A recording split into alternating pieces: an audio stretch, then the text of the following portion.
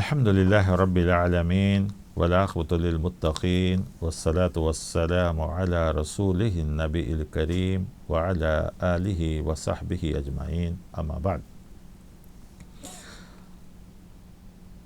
باب فضل الإحسان إلى المملوک، غلام کے ساتھ حسن سلوک کرنا، اسی طرح غلام کو آزاد کرنا۔ امام نووی رحمۃ اللہ علیہ اسے کتاب الجہاد میں لا کر یہ بتا رہے ہیں کہ دنیا کے لوگوں نے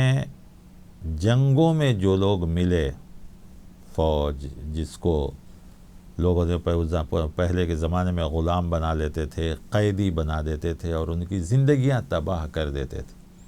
اس لیے امام نووی رحمۃ اللہ علیہ کتاب الجہاد میں اس چیز کو لا کر حقیقت بتا رہے ہیں کہ اسلام تو انسان کے ساتھ حسن سلوک کرنے کا حکم دیتا ہے، تو اس کو قتل کرنے کا حکم کبھی دے ہی نہیں سکتا۔ اب قرآن کریم کی بھی بہت سی آیتیں ہیں، جیسے کہ سورہ نساء کی ایک آیت ہے کہ اللہ تعالیٰ نے کہا وَاعْبُدُوا اللَّهَ، اللہ کی عبادت کرو، اس کے ساتھ کسی کو شریک نہ کرو، ماں باپ کے ساتھ حسن سلوک، رشتہ دار، یتیم، مسکین، پڑوسی، قریب کے پڑوسی، دور کے پڑوسی اور مسافر، اسی طریقے سے وَمَا مَلَكَتْ أَيْمَانُكُمْ، اور جو غلام تمہارے ساتھ ہیں ان کے ساتھ بھی سلوک کرو۔ تو چونکہ عرب میں یہ چیزیں بہت زیادہ تھی، غلاموں کو بیچتے تھے، ان کے ساتھ ناروا سلوک بہت کچھ کرتے تھے، اسلام نے آ کے اس کو دور کیا، کہا کہ تم ان کے ساتھ حسن سلوک کرو، یعنی وہ بھی انسان ہیں، ان کے ساتھ بھی نرمی، اخلاق، ان کے حقوق، یہ ساری چیزیں ادا کرو۔ حضرت ابو ہریرہ رضی اللہ عنہ سے دوسری روایت ہے، وہ کہتے ہیں رسول اللہ صلی اللہ علیہ وسلم نے مجھے فرمایا کہ من آتق رقبۃ مسلمۃ اعتق اللہ بکل عضو منہ من النار، کہ جو شخص ایک گردن کو آزاد کرتا ہے، یعنی ایک غلام کو آزاد کرتا ہے، اللہ تعالیٰ اس کے ہر عضو کے بدلے آزاد کرنے والے کے ہر عضو کو، یعنی پارٹس آف دا باڈی کو، جسم کے اعضاء کو جہنم سے آزاد کر دے گا۔ سوچ کر دیکھیے کتنی بڑی بات بتلائی۔ تو جو اسلام غلامی کو منع کرتا ہے، غلاموں کے ساتھ سلوک کرنے کا حکم دیتا ہے، تو قتل و غارت گری کا بالکل اجازت نہیں دے سکتا۔ پھر اسی طرح حضرت ابو ذر رضی اللہ عنہ ہیں، راوی ہیں، کہتے ہیں کہ ان سے بھی انہوں نے کبھی سوال کیا اللہ کے رسول صلی اللہ علیہ وسلم سے ای الاعمال افضل، کیونکہ الگ الگ وقتوں میں الگ الگ لوگوں نے سوال کیا، تو جو چیز ان کے اندر نہیں تھی آپ صلی اللہ علیہ وسلم نے ان کو وہ بتایا۔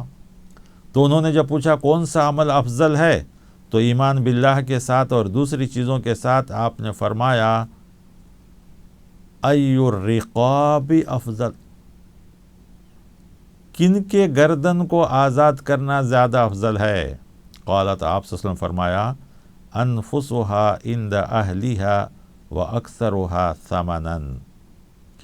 جو ان کے مالکوں کے نزدیک زیادہ عمدہ ہو اور زیادہ قیمتی ہو، ان کو آزاد کرنا، یعنی وہ غلام جس کی قیمت زیادہ ہو اس کو آزاد کرو تو اور بھی تم کو زیادہ ثواب ملے گا۔ تو غلاموں کو الگ الگ داموں میں بیچا جاتا تھا، کم بڑی داموں میں۔ حضرت ابو بکر رضی اللہ عنہ کے بارے میں آیا، قرآن میں ان کی تعریف کی گئی ہے سورۃ اللیل کے اندر، کہ وہ جب بھی معلوم ہوتا ہے کہ کوئی غلام ہے فوراً اس کو خرید کر آزاد کر دیتے۔ تو ان کے والد نے کہا کہ ابو بکر، چونکہ وہ ابھی مسلمان نہیں ہوتے ان کے والد، کہا تم کیا یہ غلاموں کو آزاد کرتے ہو؟ کسی طاقتور کو، خاندان کے لوگوں کو آزاد کرو، کل کے دن تم کو کام آئیں گے۔ حضرت ابو بکر رضی اللہ عنہ نے کہا میں دنیا کے لیے ان کو آزاد نہیں کر رہا ہوں، میں اس لیے آزاد کر رہا ہوں کہ مجھے آخرت میں کام آئے۔ تو معلوم ہے کہ غلام کو آزاد کرنا شریعت کے اندر بہت بڑا ثواب کیا گیا۔ قرآن کریم میں وہ بھی کہا گیا فق و رقبہ،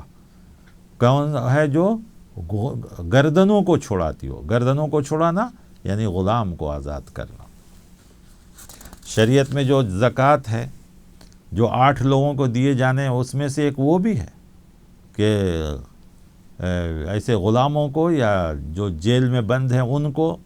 یا جو لوگ کہیں گروی رکھ دیے گئے ہوں، ان لوگوں کو آزاد کرانا بھی ثواب کا کام رکھا گیا، اور زکوٰۃ کا مال اس پر خرچ کرنے کے لیے۔ چونکہ آج تو غلامی کا زمانہ نہیں ہے، تو لوگ کہتے ہیں کہ خواہ مخواہ ناحق اگر کسی مسلمان کو پکڑ کر جیل میں بند کر دیا گیا ہو تو ان کو آزاد کرنا بھی اسی میں آئے گا، گردنوں کو چھڑانے میں۔ فک و رقبہ، اور اس کو بہت بڑی نیکی بتلائی گئی ہے، بہت بڑا ثواب کا کام بتلایا گیا،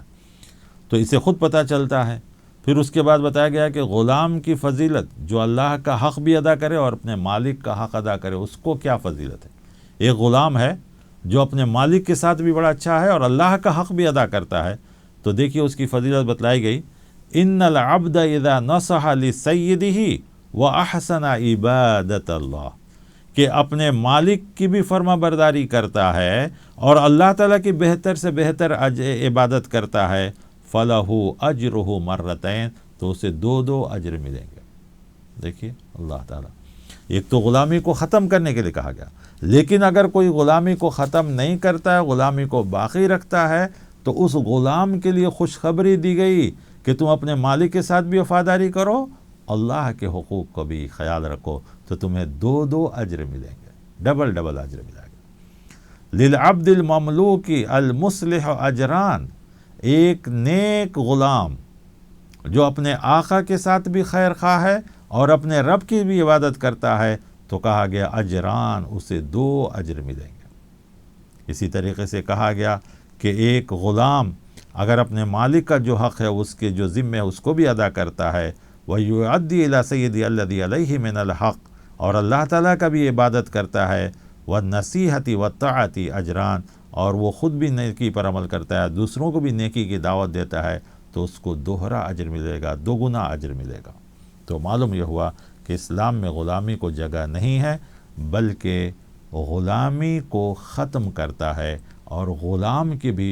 حقوق رکھے گئے ہیں، اس کے ساتھ بھی حسن سلوک، اچھا سلوک کرنے کے لیے کہا گیا ہے۔ بلکہ پیارے نبی صلی اللہ علیہ وسلم جب دنیا سے تشریف لے جا رہے تھے، تو آپ کی زبان پر جو لفظ تھا وہی ہی الصلاۃ وما ملکت ایمانکم، نماز نہ چھوڑے میری امت کے لوگوں، اور جو تمہارے انڈر میں ہیں، کام کاج والے، بیوی بچے، غلام، یہ سب، ان کا خیال رکھو گا۔ تو کتنی بڑی بات تھی جو آپ نے اپنی امت کو دنیا سے جاتے جاتے بھی اس کی اہمیت دلا کر گئے۔ ساتھ ہی ساتھ امام نووی رحمۃ اللہ علیہ ایک اور باب اسی کتاب الجہاد میں لائے ہیں، وہ پڑھنے سے تو بڑا الگ معلوم ہوتا ہے، لیکن سوچنے کے بعد پتہ چلتا ہے کہ جہاد فتنہ فساد کو روکنے کے لیے ہے۔ جہاد کسی کو ناحق قتل کرنے کے لیے نہیں، فتنہ فساد کو روکنے کے لیے جہاد ہے۔ تو باب یہ ہے کہ حرج یعنی فتنہ اور فساد کے زمانے میں عبادت کی فضیلت کا بیان۔ تو معلوم یہ ہوا کہ فتنہ فساد سے بچنا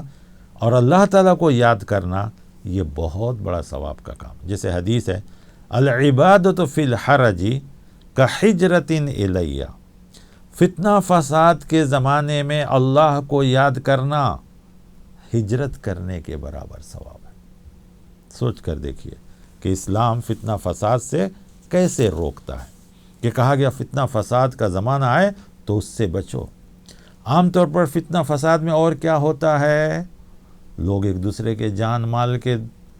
پیاسے ہو جاتے ہیں، مال میں دھوکہ دہی شروع ہو جاتا ہے۔ تو وہ حدیث بھی امام نووی رحمۃ اللہ علیہ اس باب میں لا کر کہے ہیں کہ جابر رضی اللہ عنہ اس کے راوی ہے، قیامت کے دن اللہ تعالیٰ فرمائے گا، اللہ اس شخص پر رحم فرمائے جو بیچتے وقت، خریدتے وقت، قرض کی وصولی کے وقت لوگوں کے ساتھ نرمی کرتا ہو۔ تو اسلام لوگوں کے ساتھ نرمی کرنے کا حکم دیتا ہے۔ یہ سب باب امام نووی رحمۃ اللہ علیہ کتاب الجہاد میں لا رہے ہیں۔ گویا اسلام جہاد کے نام پر قتل و غارت گری کی اجازت نہیں دیتا ہے، بلکہ امن پھیلانا چاہتا ہے۔ کہا گیا کہ جب آدمی کے پاس جان مال کی تکلیف ہو تو ایسے وقت میں ایک انسان خرید و فروخت میں نرمی کرتا ہے، یا تکلیف کے زمانے میں، فتنے کے زمانے میں کسی کو قرض دیتا ہے اور قرض وصولتے وقت اس کے ساتھ نرمی کرتا ہے، تو کہا گیا یہ بھی ثواب کا کام ہے۔ بلکہ اس سے بہتر ایک حدیث آ رہی ہے کہ قیامت کے دن اگر کوئی آدمی کسی انسان کو دنیا کی پریشانی میں کام آیا ہو تو اللہ تعالیٰ اسے قیامت کی پریشانیوں کو دور کر دے۔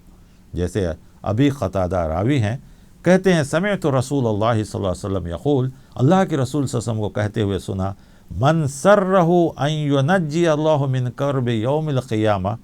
فلیونفس عن معسر او یضع عنہ،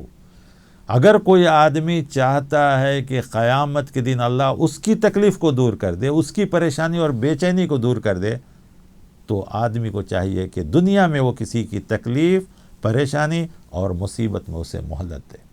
اسے کام آئے۔ تو کتنی بڑی بات بتلائی گئی۔ پھر اسی طرح ایک اور راوی ہیں جو حضرت ابو ہریرہ رضی اللہ تعالیٰ عنہ سے روایت ہے، کہتے ہیں کہ رسول اللہ صلی اللہ علیہ وسلم نے فرمایا کان رجل یدائن الناس، ایک آدمی لوگوں کو قرض دیا کرتا تھا، وکان یقول لفتاہ اذا اتیت معسرا، اور جب وہ قرض دار آدمی اس کے پاس آتا تھا کسی تنگی اور پریشانی اور تکلیف کے وقت میں، تو وہ آدمی فتجاوز عنہ، اس سے وہ درگزر کرتا تھا، مہلت دیتا تھا اسے۔ کیوں؟ لعل اللہ ان یتجاوز عنا، تاکہ اللہ تعالیٰ بھی میرے ساتھ درگزر کا معاملہ فرمائے۔ فلقی اللہ، پھر جب وہ قیامت کے دن اللہ سے ملے گا، فتجاوز عنہ، تو اللہ اسے بھی معاف کر دے گا۔ تو معلوم ہوا کہ ہم دنیا والوں پہ معاف کریں گے، اللہ عرش والا ہم کو معاف کرتا ہے۔ تو انسان کو انسان کے ساتھ ہمدردی، اخلاق، محبت، رشتہ داری، بھائی چارگی، محبت، یہ چیز جو ہے ورنہ دشمنی، نفرت، ناحق قتل کرنا، ناحق کسی کو تکلیف میں ڈالنا، اسلام ہرگز اس کی اجازت نہیں دیتا۔ یہ سارے باتیں امام نووی رحمۃ اللہ علیہ نے ان سب چیزوں ان باب میں لے کر آئے ہیں۔ میں نے جو کچھ کوشش کی اس کو سمجھانے کی، اللہ تعالیٰ اسے قبول فرمائے۔ اگر اس میں میرے نفس کی طرف سے کوئی چیز آ گئی ہو تو اللہ مجھے معاف فرمائے، اور آپ کو بھی غلط چیزوں پہ عمل کرنے کی توفیق عطا فرمائے، اور جو بھی صحیح چیزیں ہیں اس پر مجھے بھی عمل کرنے کی، آپ کو بھی عمل کرنے کی توفیق عطا فرمائے۔ اللہ تعالی ہم سب کو نیک بننے کی توفیق عطا فرمائے، نیکی کرنے کی توفیق عطا فرمائے۔ دنیا میں جو نفرت، کینہ، کپٹ پھیلتا جا رہا ہے، اللہ اس سے ہم سب کو بھی بچنے کی توفیق عطا فرمائے، محبت، سکون، امن کی زندگی گزارنے کی توفیق عطا فرمائے۔ آمین۔ وصلی اللہ علی النبی۔